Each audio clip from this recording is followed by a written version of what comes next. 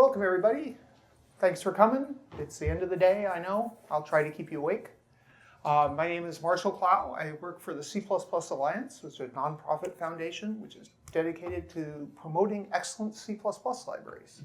And so in that vein, we have a talk titled, You've Written a Library, Now What? So a little bit of background first. I'm going to use the term library throughout this talk, but it mostly applies to pretty much any type of software that you've created and you want to sell or give away or whatever. But I'm going to frame it in terms of you've written an open source library and you're looking for ways to attract users or make your library better or keep the users you have or basically make your library more popular. So that's what we're going to talk about. We're going to talk about tools to help you, things you really ought to do to keep your users happy, and how to maintain, basically how to be a success long-term with your library. I'm not going to talk about release packaging or distribution or marketing or things like that, but I'm going to talk about the other things that go around the code, that they're not strictly writing the code, but all the other things that go into this. If you have any questions, just stick your hand up and ask them right now. There's a chance that I will say, that's a great question, and I have a slide for it coming up, but I will try to answer them immediately. Okay, so let's begin.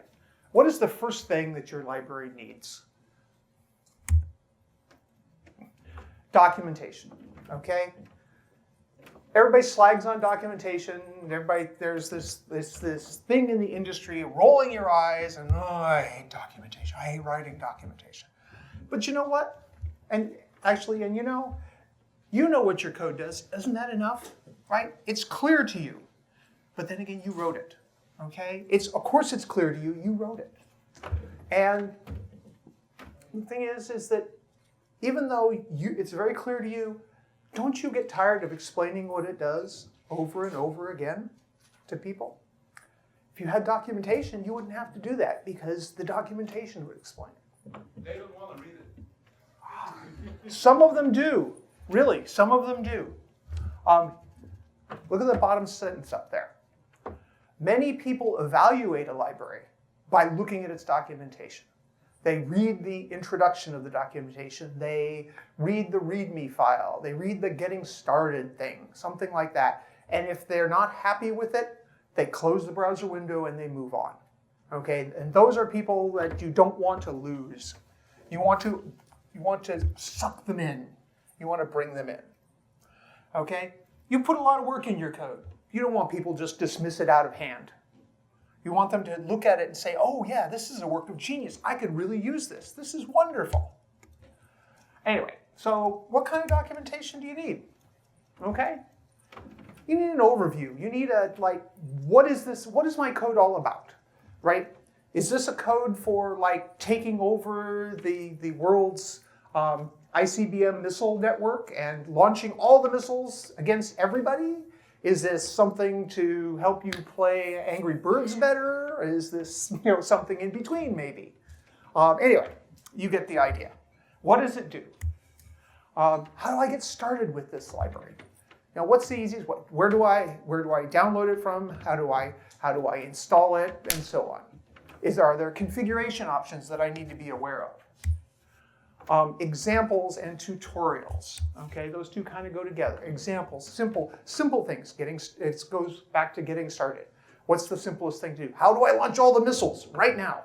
You download this code, you compile it, and you say, launch missiles-Russia. Launches all the Russian missiles, say, or launch missiles-China, or launch missiles-US. And then there's additional configuration options that say launch all the Russian missiles at China, say, or something like that. Anyway, and then the last one of these is reference. If your library is all complicated, you probably need reference documentation. This last one is in many ways the easiest because there are good tools for that. Things like Doxygen and so on, which will generate reference documentation out of the comments that you put in your source code. I assume you put some comments in there. But you don't have to use Doxygen. You don't have to use anything. You can just sit down and write them. And so you put some thought into your documentation, because this is, like I said, this is how people evaluate your library. Some people, some subset of the people who come to your website or your GitHub site or whatever will evaluate your library based on what you've written. And if I go see a library and somebody says, oh, this is a really good library, and I look and there's not even a README file, it's like, where do I start? Right? Where do I start? So I find some random header file and open it up and start reading. Just move on and find something what somebody's put a little bit more effort into attracting people. So put some thought into your documentation. Pick up, which one of these is most important to you, and do the first one, and then think about what's next. Okay? Good news is that documentation, like tests and a bunch of other things, can be developed incrementally. You can start small and add more later, and add more later, and add more stuff. Okay, enough about documentation. Any questions? Okay, next up. Tests. Okay, tests. I went back and forth when I was preparing this talk. Which is more important, documentation or tests? And I didn't have a good answer, okay, because they're both really necessary. Okay, disclaimer, I really, really like tests. Anyway, has anybody ever heard the phrase fear-based programming? No, but everybody I think knows what it means. So I will give you a scenario for it, because how about this? Has anybody ever been in a job where somebody has said to them, oh no, we can't change that because it might break something? That's what I call fear-based programming. I'm afraid it might break something. Okay? If you have a good test suite, you'll never be there. My current project, I work on libc++, which is the standard library implementation for LLVM. I don't have that. If the tests pass, I'm happy. I don't worry about, if I break something, I expect the test to blow up. Okay? But anyway, tests can do what? Can get you away from fear-based programming. That's really important, okay? It can make sure when you fixed a bug, right? And make sure that it doesn't come back. They catch regressions. I've worked at places where we fix a bug, and then a week later it's back because some other change reintroduced it. And that's happened 3 or 4 times in the space of 6 weeks. And this is terrible. Because you're doing, you're chasing the same problem over and over again. When somebody installs your library and says it doesn't work, you should say, okay, can you run the tests, please? And tell me what they say. And can help pinpoint problems with the tests. Now, maybe all the tests fail, and then there's something really basic wrong, like they don't have a compiler. Say. But I mean, at that point you have to start looking at the very basic things. But if most of the tests succeed, and this is on some system you've never seen before, and a few of them fail, you've got a good handle on where you should start looking for problems. Also, when you're porting to a new platform, same thing. Okay, questions? A good test suite. A good test suite should be easy to run. It should be easy for you to run, and it should always be green. The test should always pass. Okay? If you get in the habit of letting your tests not pass, it will be pretty soon that you won't be running the test suite anymore. Because why? Yes? So I won't answer your question, but what about expected failure tests? How do you feel about those? Those are green when they fail, right? Yes, absolutely. The question is, what about expected failure tests? And the answer from over here was, they're green when they fail. So it's not whether a test passes or not, it's whether it's green or... Yes, well, when you get the result you expect, okay? So yeah, always green is what you want. I mean, certainly I have tons of tests that I expect to fail. Either fail at compile time or fail at runtime, because that's the, or if you prefer, I have tests that I do something to, say, vector, I expect it to throw an exception because it can't do it. and I catch that and say, yep, it threw an exception, and threw the exception I expected. Check that too, and then check that the vector is left in a sane state if it's supposed to be. So yeah, always, yes? So how do you test something like random distributions? How do you test something like a random distribution? Howard wrote those tests. You can test them programmatic. You can test them probabilistically. That's about it. But then they should fail. I mean, you know, in 999. Yes, they should test. Within this here, but Sometimes if you never get outside, that's also an error. Right. It is true. And I don't remember off the top of my head how those tests work. But yes, you're right. A random distribution should look like this most of the time, but occasionally something else. I was talking to somebody just yesterday about this, and they were talking about what a hard problem it was. So I don't remember how we decide if a random test fails. So you can run a Smirnoff test to verify that the distribution matches unexpected distribution. If you have enough data points, yeah. But Sure. sometimes you need to run arbitrarily. He said you could run a Smirnoff distribution to make sure it matches the distribution, but sometimes you may have to run an arbitrarily large number of samples to get that distribution, because sometimes it might be 4, 4, 4, 4, 4, 4, 4, 4, like the XKCD cartoon, right? Because 4 is a randomly chosen number. Anyway, so let's see. A new test failure. You've committed something and now one of your tests break. That should be considered by you, by the developer, by you, a rather high priority interrupt. Okay? You've broken something.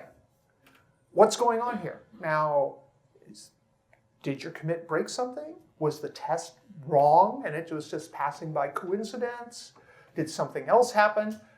I don't know. You don't know. But you should investigate and figure out what the answer is and then fix it so the test is green again and keep things green. The nice thing about having a comprehensive test suite and keeping it green all the time is that your release criteria gets very simple. Is your library good enough to release? Is it in good enough shape to release? Is the test suite green? Those are equivalent questions, or they should be equivalent questions, okay?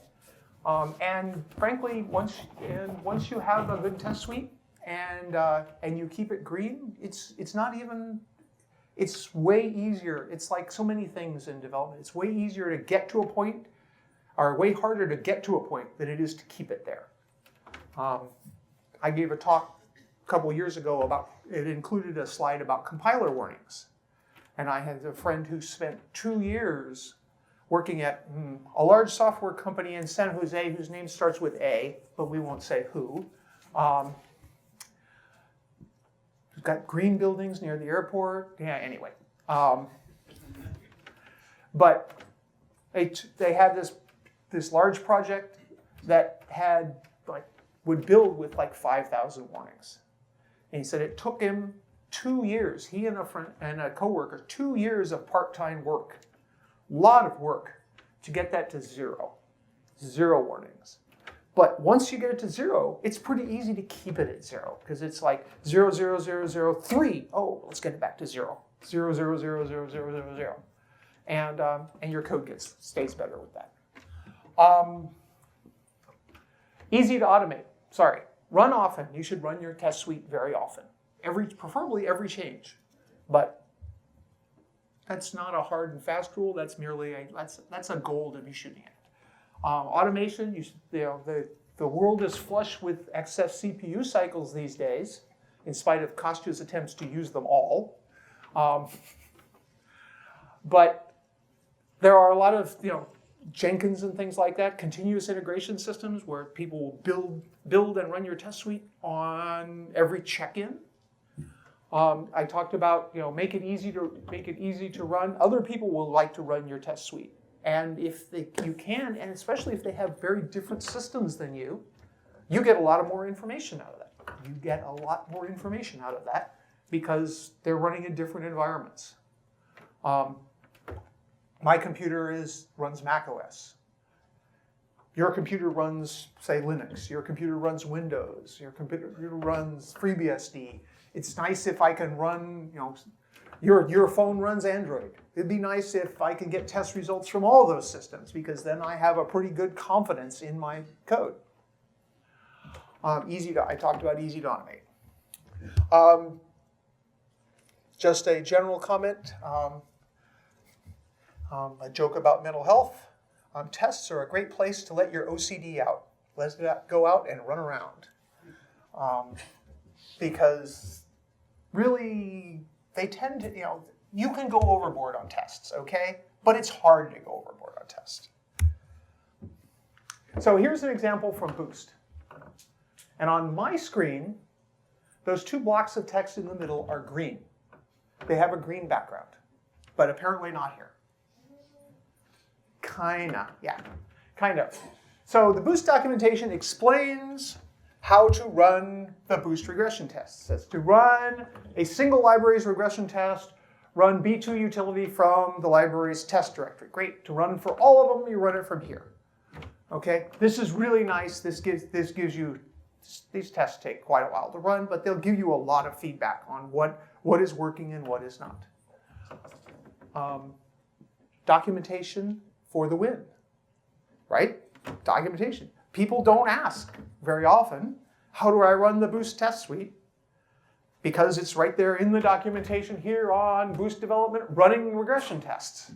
I mean, people do occasionally ask, like on the Boost IRC channel or the Boost mailing list, and they always just get, somebody just responds with a link to this page, because it's got additional information as well. So we don't have to explain this over and over again. It's just, look here. Okay. Questions about tests. Who's first? Actually, I'll just start over here. We'll go this way. Yes? How do you feel about testing as a form of developer reference, as a form of developer documentation? How do I feel about testing as a form of developer documentation?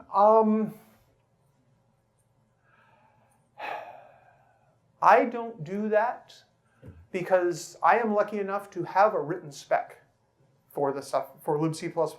We call that the C++ standard. So I have a reference. I'm sympathetic to people who don't. But I find that my test suite, the libc++ test suite, would not make a good reference because it tends to be very fractured. It's lots of very small tests, and you have to look in lots of places to gather all the information you would want. So I'm not really enamored of that, but that doesn't mean it won't work for you. Okay? Who is next? You were next. The more you add tests, the longer it takes to run the test suite. Mm-hmm. And then maybe it will be some kind of disincentive to run them in the first place for developers. Do you have any opinion on keeping the test suite running quickly, or dividing it to long and short and slow tests? So the question was, as you add tests to the test suite, it takes longer and longer to run, which kind of fights against the idea that you should run it often. And so do I have a feeling about paring down the test suite or dividing into shorter or longer tests?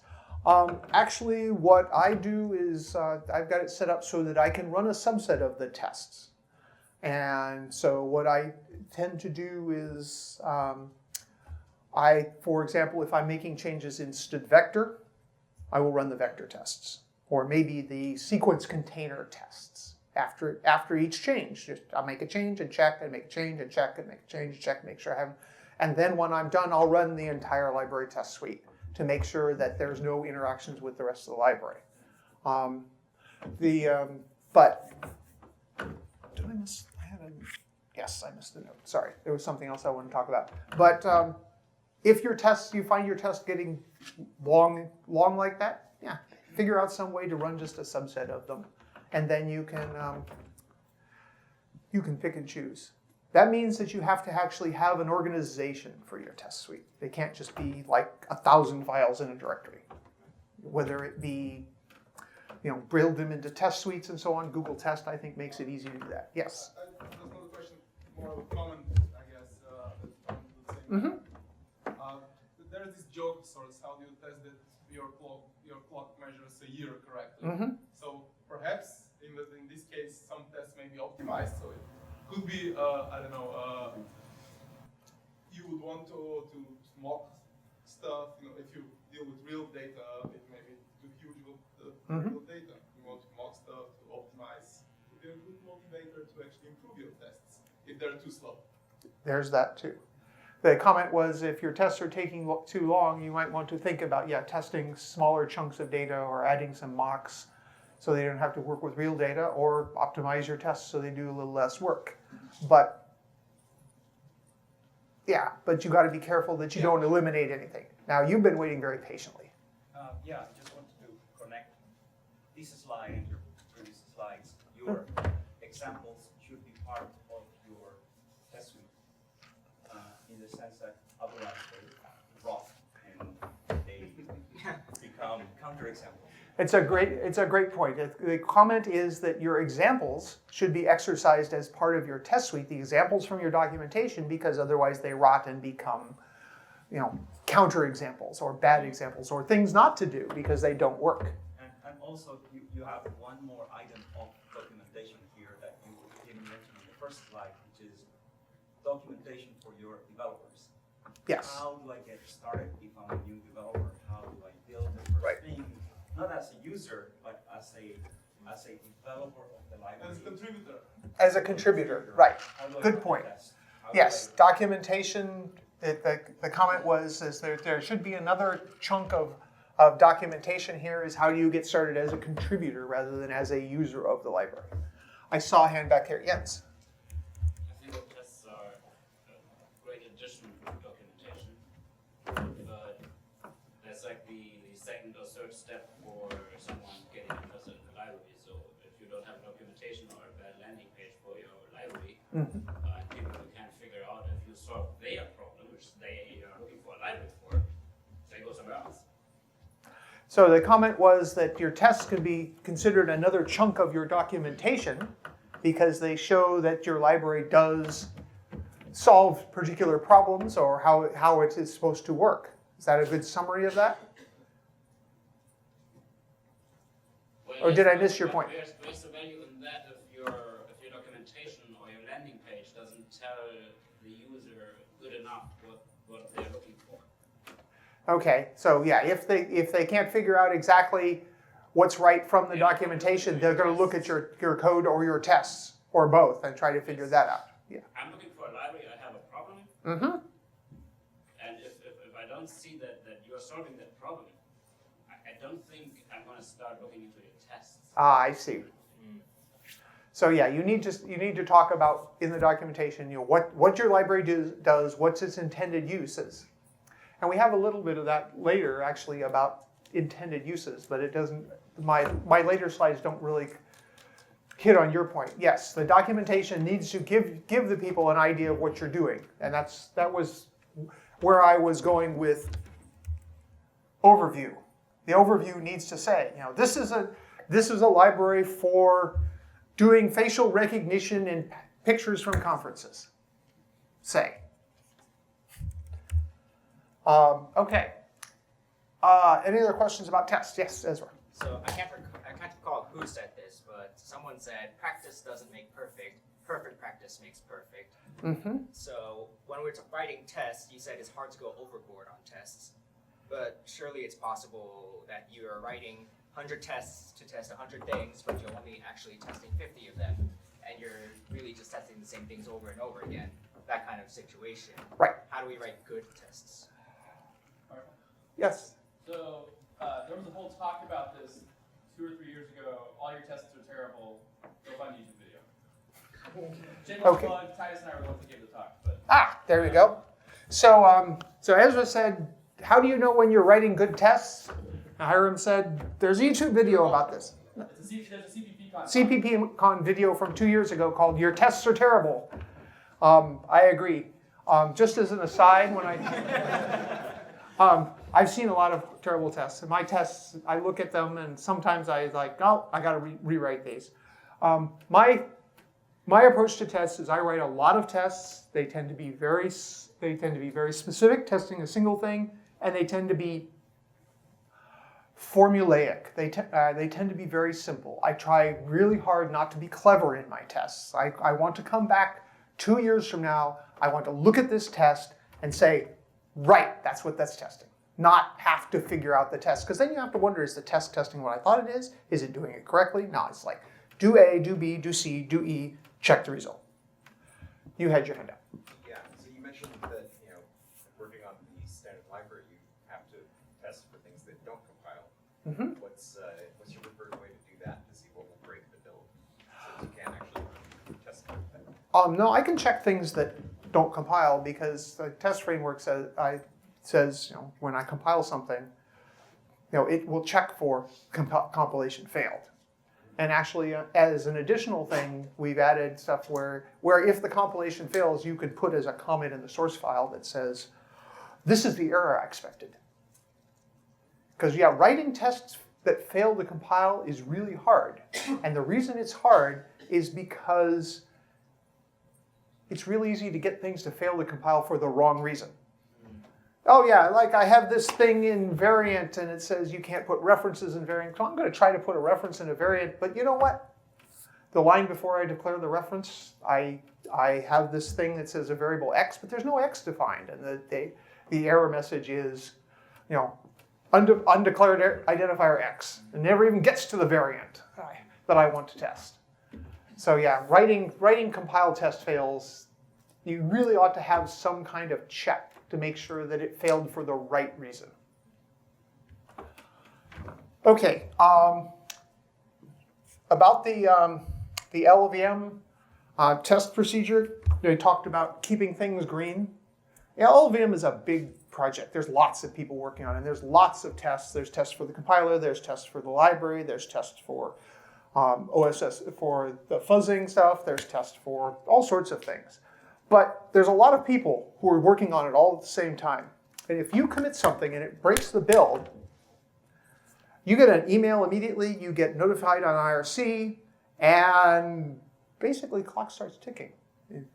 And in a few hours, if you haven't fixed it, somebody's going to revert your patch. Somebody's just going to revert your check and say, no, it's broken.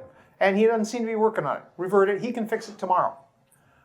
If you pop up and say, yeah, I'm working on it, people will give you time. But if you check in something at, say, 10 minutes to 5 in the afternoon, and then go home, and you come back to the next morning, and it broke things, you're liable to discover that the code you checked in isn't there anymore.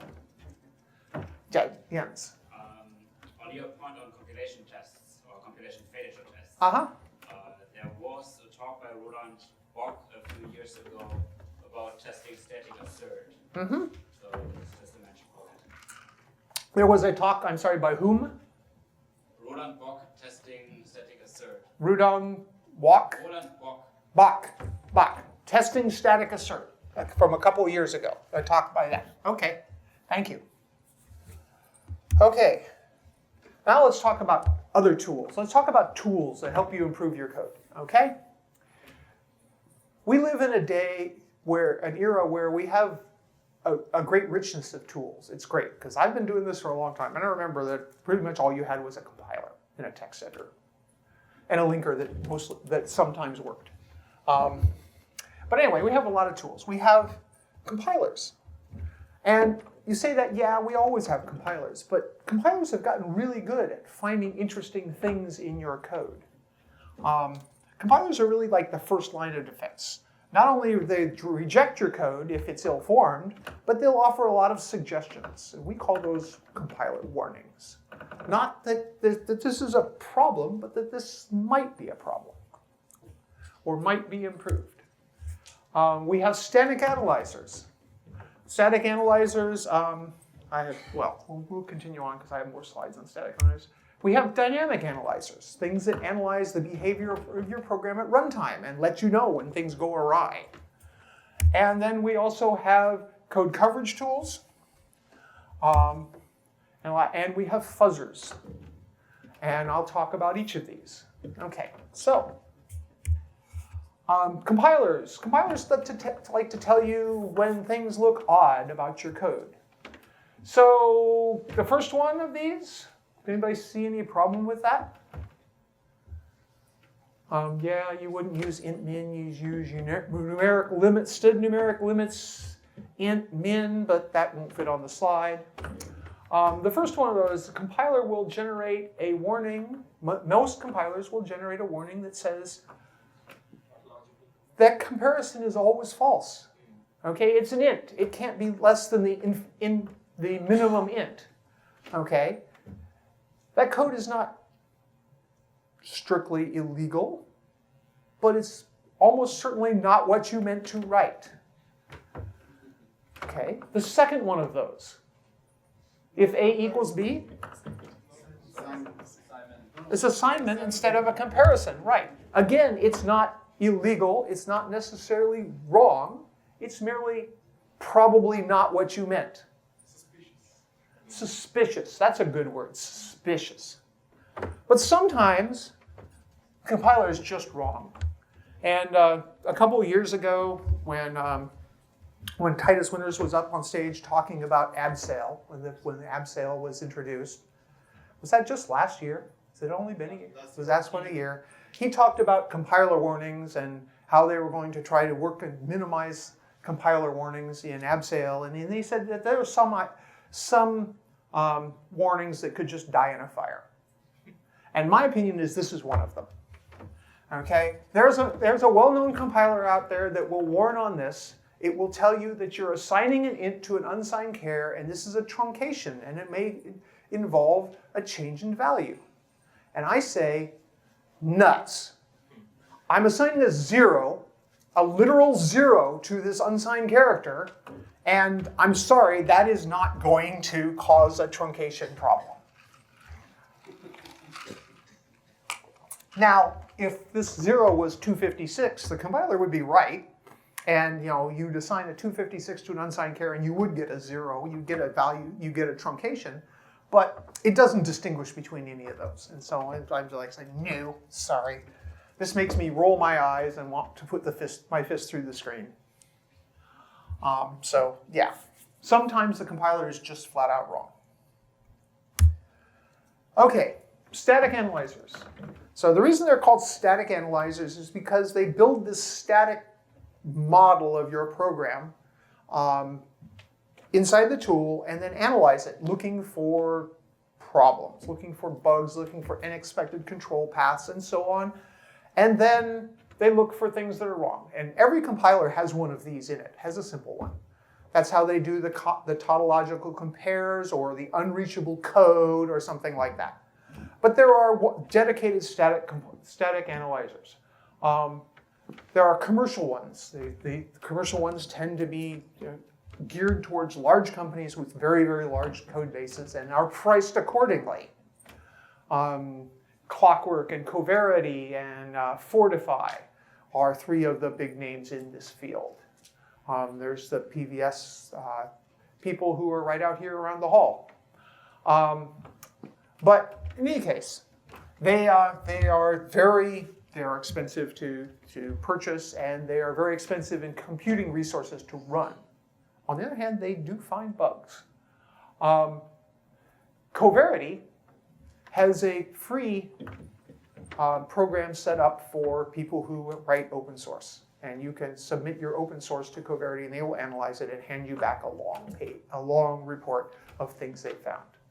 Unfortunately, because these things have incomplete knowledge of your program, because they don't see any inputs or they don't know, about some of the restrictions that are some of the information about your program, which is not expressed in code, but in conventions or something like that, then they have a sad, depressingly high false positive rate.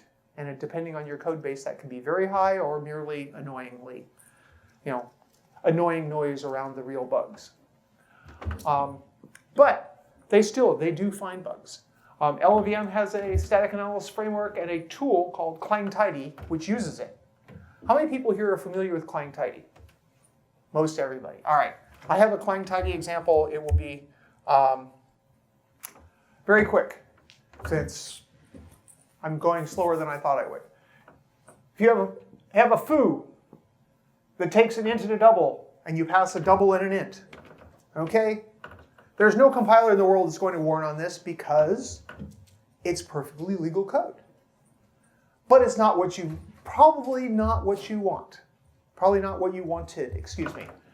There's a Clang tidy module that basically says I have a function that takes 2 arguments. I have a call where both of the arguments require implicit conversions to make them the right type. But if I switch them, it requires no implicit conversions. And it will pop up with a message saying, are you sure this is what you meant? Because again, chances are that's not what you meant. I mean, it's legal code. Maybe you did. Anyway, that's an example of static analysis, a very simple example. Okay, dynamic analyzers. Dynamic analyzers, we call them dynamic because they run they do this while your program is running. Static analysis happens while your program is not running. They build a model of your program. The dynamic ones, instead, have the program there and have the state of the program. People don't think about assertions. Assertions are dynamic analysis. They watch your program to make sure it doesn't go out of bounds, off the rails. It doesn't, that the invariants that you believe should always be true are true. Assert, this pointer is not null, right? You believe, based on the structure of your program, that you should never get a null pointer here. You put an assertion there, you run your program, the assertion goes off. Your understanding of the program is not well-founded, shall we say. And so now you have to go rework your understanding. Either you were wrong about your understanding because the program should have be able to accept a null pointer there, or the program misbehaved and passed a null pointer into this particular routine. Okay, assertions are a very simple case of undefined behavior. Or not undefined behavior, but dynamic analysis. Okay, debug mode. Debugging memory managers, a mode of your program that does a lot of self-checks, that gives you more information about your program at the cost of, say, performance or memory usage or something like that. These are all dynamic analysis. I have a talk from 2014 called Hardening Your Code that goes into a lot more detail about dynamic analysis tools. But usually what you do is you turn these on and then you run your program. An easy way to do that is run your test suite. It's another good reason to have a comprehensive test suite.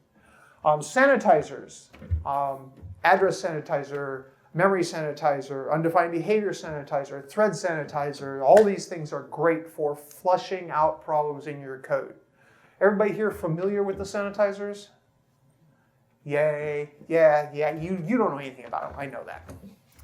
Anyway, for more about that, you can look up many of Kostya's presentations, or you can find mine about hardening your code. They're all good. Fuzzing. I mentioned fuzzing before. Fuzzing, the idea of fuzzing is to generate a whole bunch of random inputs and pass them off to your program and see if it crashes, see if it misbehaves, see what it does. Here are an example of 3 different fuzzing facilities. They're all good. They all have slightly different approaches. They're usable in different contexts. Again, I'm going to defer to Kostya, who gave a really good talk last year called Fuzz or Lose, where he will scare, if you watch it, it will scare the bejesus out of you. It's like, how does any of my code ever work? There are a lot of people out there who are interested in breaking code, and so having robust behavior in the face of determinedly bad input is really good. Okay, so we've talked about tools. We've talked about documentation. We've talked about tests. Okay, all of these are kind of things you can do by yourself. But at some point, you have these users. But that's what you want, right? You didn't write this document, you didn't write this library so that it could sit on GitHub and be ignored by the world. I mean, you want, like, it's a brilliant library. You want the world to acknowledge that it's a brilliant library. You want people to use it. That's what really you're going for. Howard wrote a really nice date-time library that has, what, a couple thousand users now? Yeah, I don't know. But in 5 years, you've had a lot of people using it and sending you comments and so on. And they seem to be happy with it. That's kind of what you want. There was a picture I wanted to put into this presentation, but I couldn't because it's copyrighted and I couldn't get permission before this thing up. It's from a website called despair.com. There's a set of posters called demotivators. And they're done very much in the style of motivational posters, beautiful photography, and a little bit of inspirational text on the bottom. Except they're supposed to be demotivating. Anyway, the picture I wanted was it's a picture of a telephone, an old dial telephone, right? Covered with spider webs. It says apathy. Maybe if we don't respond to the customers, they'll stop bugging us. Anyway, but you have users, right? And that's a good thing, because that's what you want. But what do users do? They do all these things. They ask you questions. All those bastards. They make comments. They make suggestions. Your beautiful library, it's perfect, and yet they want changes. They file bug reports. They make feature requests, right? Some of them offer contributions. They want to port it to new systems. These are all great. Don't get me wrong. These are all great. We want to encourage this. Happy users means maybe they'll tell their friends and you'll get more users. More people will contact you. More people will use your library. You want to make it easy to file a bug. GitHub makes that really easy, but they're not the only game in town. Make it easy to contribute, but you want to think first about ownership and so on. But make it easy for people to contribute. So, right. Sorry, sorry, I got a little ahead of myself. What do you do when somebody asks you a question or makes a comment or file a bug? What's the first thing you should do? You should thank them. Thank you. Thank you for letting me know about this bug. Thank you for letting me know, thank you for being interested in my library. Just say thanks. It's easy, doesn't cost much, makes them feel good. If someone's gone to the trouble to learn your library enough to file a bug, okay, or offer a contribution, or ask a question, good for them, and you should be grateful. I'm going to ignore the general, your library sucks comment. You don't need to answer those. Unless you want to and say, really? In what way does it suck? Why do you feel that way? But because sometimes you'll get a good conversation out of that. Sometimes you'll get, oh, it just sucks, and then you can bitbucket them and ignore them. But if you get a question, hopefully you can answer it by just pointing at your documentation. General question. How do I do this? Here you go. Here's a bit of code. I got it off of this page of the documentation. Okay. If it's not in your documentation, consider adding it. Because maybe it'll come up again. And then you can say, if you get a bug report, it should get added to your test suite. Right? You don't want bugs coming back. And if somebody offers you a contribution, you should always respond to them. Okay? I am not perfect on this, well, heaven forbid. But you should ask, even if you don't decide not to take it, come back with no thanks, and I'm not going to take this, and this is why. Okay? Sometimes when you get a bug report, you're going to say, no, that's not a bug, and this is why it's not a bug. Okay? Or, yes, I could change the behavior to get rid of what you see as a bug, but then it's going to cause these other problems here, or something like that. Sometimes you don't fix bugs. We've all been there. Okay? Anyway, let's talk about a specific example here. Okay, I was working on libc++. I got a bug report. Bug report said, multi-map clear is not no accept. I thought that was very bizarre. Pulled up the header file. Pulled up the map and looked at it. Sure enough, it's not. Pulled up the standard. Yep, it's supposed to be no accept. Wonder what happened. So what do? Do I have a test for this? No. Write a test. Watch it fail. Run it. Watch it fail. Add const expert. Run the test again. Watch it pass. Check it all in. Life is good. Actually, it was a little bit more complicated than that. But that's just because I was letting my OCD run. I said, multi-map clear doesn't have a test for no accept. I wonder if map has a test for no accept. No. Set? No. This is all for clear. Multi-set? No. Unordered set? No. Unordered multi-set? No. Unordered multi-map? No. Unordered map? No. Forward list? No.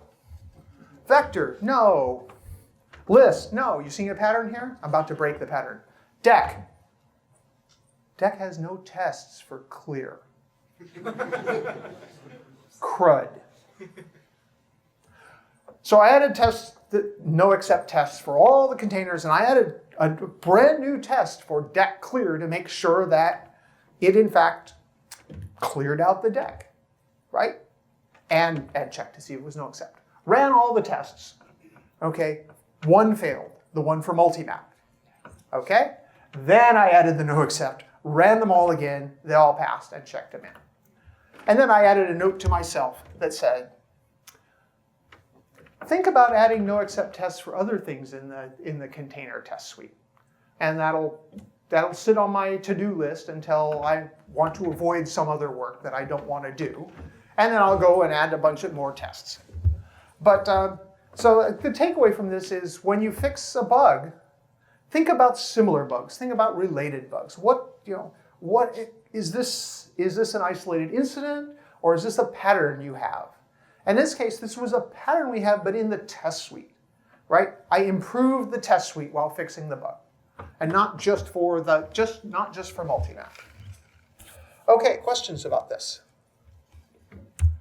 Okay, another example, design example. I'm picking on Howard here.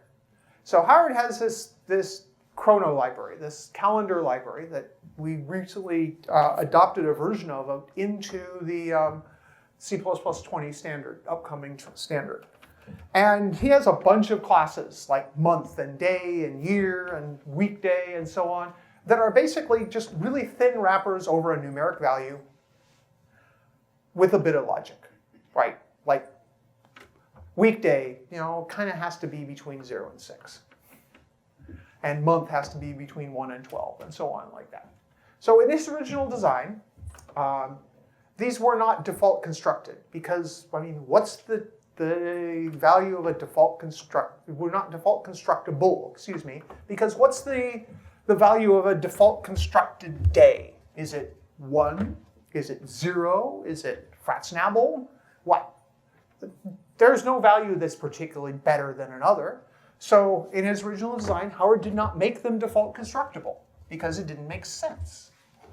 But after people started using his library, they said, it's really kind of a pain that they're not default constructible because we want to do things like this. We want to declare one and then immediately read something in from a file or have a vector of these and say, make space for 12 of them and then read it in from somewhere else or copy them in from somewhere else. And you could make them they were constructible from an int, but why should you initialize a day with a value and then immediately overwrite it? Okay, so he made them default constructible. What's the value of a default constructed day? It's not specified. It's something, right? It's something. It may be 0. It may be something else. But the point is that nobody really cares what the value is. They just want to be able to overwrite it pretty much immediately. Jens, do you have your hand up or are you scratching? I'm not sure. Anyway, the default constructed day is in fact a real object. It's just the value of the day is unspecified. Okay. We like to call this field experience. right? You deploy a library out into the field and you get feedback from people that says, yeah, this works really well for me except for this or this or this. So listen to your users, right? They are going to use your library in ways you didn't think of because they have different perspectives, they have different needs, and that's fine. And the Howard's library became better for this. Okay, any questions about this? Okay, last section, managing change. This is hard. So as you go along, as you understand what you're doing better, because you're iterating with people who are using your library, you're learning more about the problem domain, whatever. You're going to get to the point where you say, oh man, I didn't do that as near as good as I thought I did. I would really like to change my library. I'd like to change the interface to my library to make it better. And this is a great thing because that's how your library gets better. But it's also tricky. Why is it tricky? Because you have users. Okay? I'm not talking about internal changes. I'm talking about structural changes, right? It's important to consider the benefits as well as the costs here. And the benefits are really easy for you to say because they're right in front of you in the code you just wrote. But the costs are borne by your users. They're the people who have to change their code to use your new interface. Okay? And so the costs are less clear to you. If you have 3 users of your library, it's pretty easy to just send them all a mail and say, I'm going to do this. You should change your code like this. If you have 500 users, it gets a little harder. If you got 50,000 users, it's harder still. 5 million users? Yeah. A few years ago, I wrote about a blog post about this on my blog. It's titled, Sometimes You Get Things Wrong. It was about a very minor interface change in the Boost.Algorithms library. But in any case, when you do this, you need to consider what are the benefits, what are the costs, and you need to balance them. Because obviously things have to change over time. That's how we move forward. That's how we get better. But you have to consider what are the costs to your users. So when you do this, what do you want to do? You want to make the changes when the benefits are compelling. When you think your users are going to agree, yes, this is a really good change. Yes, I have to do work, but that's okay. Provide some documentation. It says in version 1.3, I changed this call from this to this, and this is why. The third one is rationale. Goes with that. You can provide, maybe you provide old and new versions for some period of time and say, this is the new hotness, this is the old lameness. I'm going to provide the old lameness for 2 releases, something like that. Okay? Example conversions. In the thing I talked about in my blog post, where basically I was returning a pair of iterators instead of a single iterator, people who wanted to update their code had to say .first on the end of the call. I said, this is how you update your stuff. You say, where you said, blah, blah, blah, blah, function call, right? You said variable equals function call. Now you say variable equals function call .first. That was it. Example conversions, and maybe even automated code conversions. Google's Abseil library, for example, they have promised that for each major version, when they make changes, they'll provide an automated tool to help you migrate. That's possible these days because we live in a time where writing such tools is not impossible or not a year's work or something like that. I'm not saying you have to provide all of these. I'm saying that you should think about all of these. Okay? I provided documentation and rationale for the change I blogged about. Okay? It turned out to be a very simple change for calling code. I was lucky that way. Questions about this? Okay, conclusions. Good documentation can lead to new users. We don't want to give people a chance to just kind of glance at your library, close the window, and move on because they can't understand it. Or they'd say, oh man, if you can't even write any docs, I don't want any part of it. Tests can help you stay on the straight and narrow, stay in the good spot. Keep your code quality high, or keep the quality of your library high. There are a lot of great tools out there to help you improve your code. Okay, the static analysis, the dynamic analysis, test suites, continuous integration systems, so on and so forth. Listen to your users. Listen to users. They're going to bring a perspective to your library that you don't have. Treat them kindly. Be nice to them. Say thank you when they offer you suggestions. It's amazing how far thank you goes. Okay, when I check stuff into libc++, I frequently will say, thanks to so-and-so for the bug report in the check-in comment, because I wouldn't have found that bug without them, or not anywhere near as soon. And when you go and you make changes, take field experience into account. Find the pain points that your customers have had and see if you can mitigate them.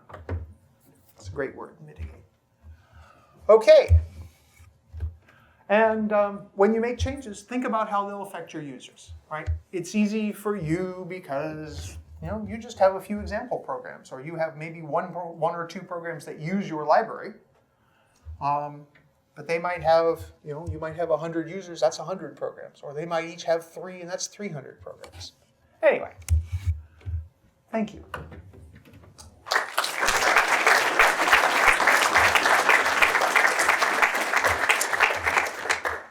I have a set of links here. And Jens is right up front. Yes. I want to give you feedback as one thing you're missing. Mm-hmm. And I think it's really important. Okay. And that's having a release. Even GitHub has a feature where you can subscribe to the releases of a library, which, for example, I do. Mm-hmm. So that's how I know that format has a new version, and then I post it over Twitter, etc. And for one experience I have with a certain library is that it's always hard to find out which is the newest branch of the library which I should switch to, because there's like many different versions on GitHub of it, and I don't know which is like the library which current is like. And you should have releases and update the master branch and release regularly to show possible visitors of your project which are checking out your library that it's not dead. Okay. The microphone has got stuff on the audio, so I don't have to repeat your question, but that's a very good point. Regular releases, or at least publicize when you reach milestones, and that when people should update is a great thing. Thank you. Yes. So talking about the documentation, so usually what happens is that projects have something like a wiki. Mm-hmm. or a website. Yes. And it's in a different place, like it's not within your code. So we've made a change where we have all of our documentation and website and everything on the same repository as the code. Mm-hmm. And then people can submit pull requests just for like typo fixes. And then if you need to change the code, then we can say you also need to change the documentation on the website, and it has to be in the same commit so that it never go out of sync. It's a great idea. Okay, I have projects that basically have the documentation checked into the repo, and others that don't. But I've never actually tried to enforce that commitment of the documentation changes have to be in the same commit. Good idea. Back to your note on I change vector. I want to run all the vector tests. Yes. All the container tests. Have you got any good suggestions on ways to automatically determine I change file X, I need to run tests Y and Z? I do not. It was worth a try. Yeah, sorry. I wish I did. Yes. Thanks for the talk. I would make a bold suggestion. Yes. And the title of the talk, it should be, "You're about to write a library, now what?" Okay. That well, was it. I would think about that. But I mean, the thing is that most people get inspired to write a library because they want to, they have this burning desire to solve a problem, or they want to learn something about this, and then they have this library and they're just like, I don't want to be the only user of this library. I mean, I have libraries I've written where I am the only user, and I'm fine with that. But most of the stuff I want to share it with people. I want to show off. I want to show you that I am like the smartest person in the world. So maybe you're about to tear a library, now what? Yeah. Going public is another way to say it. Or for those of you who are Hitchhiker's Guides fans, I am Zaphod Beeblebrox. Yes. Do you have any good insights into when testing should end? Like, test all the things for your production, but do you test the test framework? And then do you test the tool that tests your test frame? Like, anything? So this goes back to my philosophy about tests. I think that tests should be correct by inspection. Lots of tests, and that you should be able to look at a test and satisfy yourself almost immediately that the test tests what it should and that it's correct. And so, no, I don't think that kind of infinite regression really helps. That testing your test framework, or no. You should be able to just look at your test and say, yeah. And Kostya is about to say no. But maybe monitor code coverage. Thank you. Good point. I mentioned code coverage and just slid right by it. Monitoring code coverage is another thing that's on my list for when I'm avoiding other work. We have a code coverage bot, and I'll pull stuff up and look at it and say, this chunk of code doesn't get exercised by the test suite. I need to write a test that exercises it. But in terms of testing the tests, no. I think that personally, this is my personal opinion. I'm not suggesting it's the best in all situations. The test should be just simple enough that you can convince yourself that they're correct.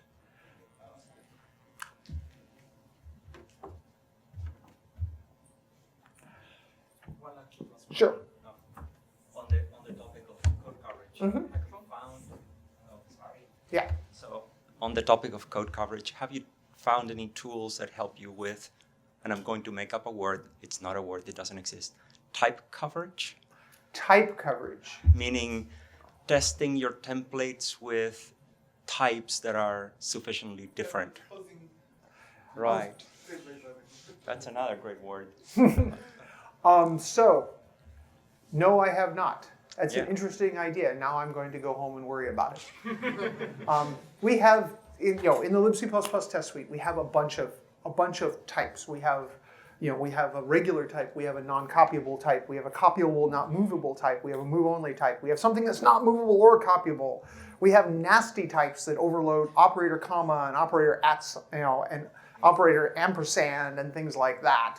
And but we don't have an idea of type coverage. Just to contradict myself, the SQLite project has 100% H code coverage, yet we found about 50 bugs there by fuzzing. So code coverage is good, but not enough. Fuzzing is always best. Yeah. No argument there. You know that libc++ gets fuzzed. At least portions of it gets fuzzed every single day, because I do it on your computers. By the way, just a quick comment, because Kostya's here. How many people are familiar with OSS Fuzz? Oh dear. Oh dear. You should go look at OSS-Fuzz. It's fuzzing as a service for open source projects. You write a bunch of glue code that says how you want the fuzzer to interact with your open source project and how you build it. And they will pull it off your GitHub account or wherever and build it in some Docker container on some Linux system, and then fuzz it and then file bugs when they find interesting things. And And once you set it up, you don't have to do anything except occasionally get a bug report. And it's great. Kostya, when did you give a talk? Was he here last year or 2 years ago? A year ago. Year ago. Is that Fuzz or Lose? Yes, so there you go. Fuzz or Lose here last year. Yes. So I think everyone in here agrees that automated tests are good. Good. What have you found most effective in convincing the non-believers?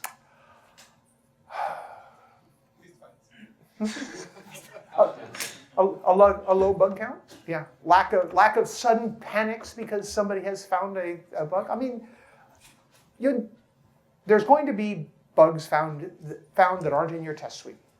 At least at the beginning, when somebody reports a bug, then one of your first questions is, why didn't my test suite catch this, right? But and building up a test suite is not something you can do in a day. You start small and you just keep adding to it. It's this ongoing background test, ongoing background test, and you just keep going. I don't think we have anybody in here afterward, do we? Okay, so I'm willing to keep going until people throw us out. Okay, thanks. Hiram. The camera person is probably on a. Are you on a timer? Okay. On the topic, how do you convince the powers that be that tests matter? Pointing to outages that were caused by and kind of connecting the dots between this outage would have been prevented by a test here, and there's a habit of outages happening, it becomes pretty easy to start convincing people that we can try to test. So the comment was that if you can point out to your management that whenever you have a failure, that this could have been prevented by having a test for this particular subsystem or a set of tests for this particular subsystem, it doesn't take too many before they decide that having tests is cheaper than having outages. Is that a good summary? But nothing is better than to demonstrate an exploit of security vulnerability. That too. Good point. If you can. I spent 5 years in the product security group at Qualcomm, and we convinced upper management that we had a security problem by rebooting their phones remotely. What's your phone number? Blah blah blah blah. Tap tap tap tap. Bong! Your phone just rebooted. Anyway, this was 10 years ago. Things have gotten a little better since then. Yes. Hi, thank you. How do you select which of clients' requests should be implemented in the library, and how do you communicate that you're not going to do that? I'm sorry. Clients have some requests which they would like to see in the library. So how do you decide if it's worth to implement it or not, and how do you communicate that you're not going to implement it? Yeah, that's hard. How do you say to them, yeah, thank you, but no, I'm not going to do that. Sometimes you can give answers like, well, if I do that, it's going to basically destroy the integrity of the library and take it in and basically it's going to be this big thing hanging off the side that's not related to the other library. Maybe it should be a separate library doing a related task. But yeah, sometimes you just have to say, yeah, no, I don't want to do that, which is really kind of sad. I wish I had a better answer. Sometimes it's just, yeah, that's a really good idea, but I don't think I'm going to have time for it for 6 months. And I hope to get to it then. But sometimes you just have to say, no, that's not a direction I want to go. Do you always use your library code in production? Yes. All of it? The main thing I work on is a C++ standard library, and yes, it's in production all the time. It ships on a billion devices a year. You have one in your pocket. Yeah, I'm almost certain if it's an Android phone or an iOS device, it's running libc++. No, I just mean that your clients can have some different ideas how this API should be like. So if you don't use it frequently and don't use it in your own production code, you can have lack of understanding what is good for a client. Absolutely, and so I'm sorry, I answered your question as if you, when you said you meant me, but you're meaning you as a more general thing. You instead of myself. Yes, it's, if you as a developer are using your library every day for stuff, then yeah, that keeps you aware of the pain points in there, as opposed to someone who writes a library and then doesn't use it anymore. On the other hand, every time the time you spend using your library in production is time you're not developing your library. But you developed the library because you had a need for it, right? Whether that be because you wanted to use it in production or because you wanted to explore the problem, those are different answers. So yeah, it's good if you use it, but that there's a balancing there between using it and developing it. Yeah, thank you. All right. I don't think we specified, but when you said test, you meant unit tests most of the time, I meant right? mostly unit tests. Yeah. So I've seen arguments against unit tests that they're hard to write, they take a lot of time, and why do we even need them if we don't find the bugs in integration tests? So what do you say to that? That's a very similar question to what he asked over there. My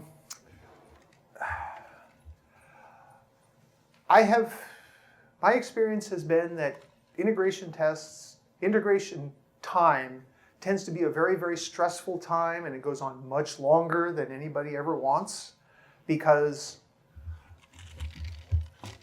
a lot of unknown bugs come out of the woodwork that people were not aware of because they're writing their code and it's happy.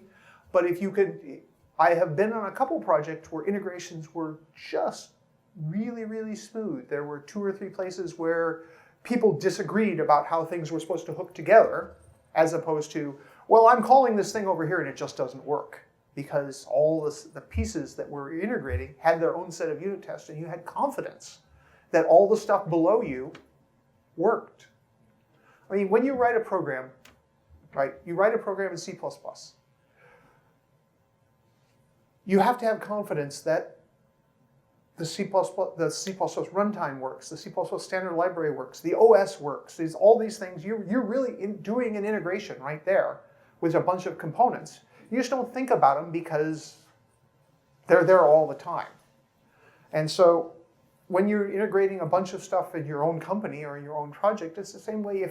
If you can have confidence before you start of the things the pieces you're integrating, then the only thing you have to worry about is the actual integration, the communications between the components, as opposed to everything all the way down to the bottom. Does this call in this library work? Well, you can have confidence in that. Now, you may call it incorrectly, in which case that's an integration problem. But I've been on integration projects that have been really, really bad because none of the components worked. And I've been on integration projects that have gone well because everything worked well, and the only thing that you had were misunderstandings between people about how things were supposed to work. And that's really what you want to find in integration time, is the misunderstandings. When I bolt these things together, and I'm bolting 2 plates of metal together with, the holes are supposed to line up and they don't line up, it's like, oh, you misread the specification, or these were supposed to line up. Those are the kind of problems you want to find in integration time. Sorry, I tend to ramble. It's okay. Hi. First, a remark. A lot of this applies not only to library code, but to all the code, or to put it another way, you should write your application code to be like library, modular, and everything. Second is about this non-determinism and testing the random thing, how it applies to performance testing. Like, there are guarantees in standard library that those things are O(n) or O something. You can do it similar fashion, but then there's performance regressions. And that depends on the machine where the test is running. So how do you deal with that?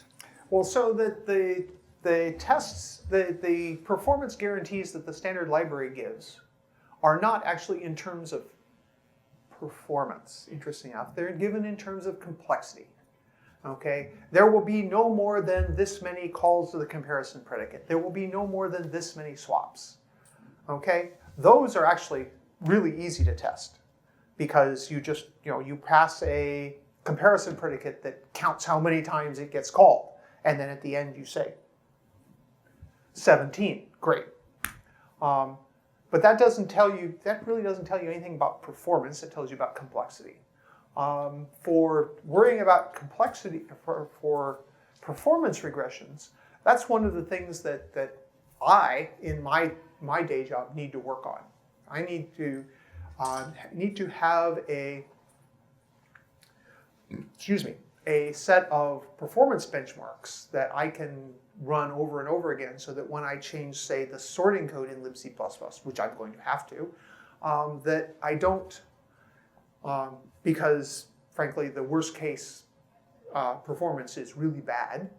I need to fix the worst case performance, but I'm unwilling to do that if I penalize the average case, if I pessimize the average case.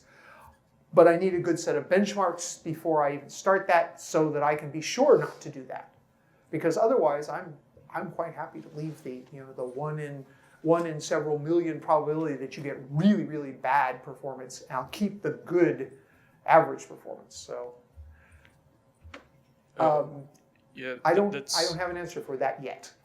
All right, shouldn't probably ask. No, it's yeah, okay. But, what I wanted to say, when you get to write the benchmark, and you want to run it like often and on every change and automate it, like it's basically a test. So, but you don't have the baseline, or baseline is changing. It's not solved. Okay. Yeah. I mean, yeah, I want to look for significant changes, and what's significant, I don't know yet. Thank you. You're welcome. Anybody else? All right. Thank you very much, and thanks for sticking around.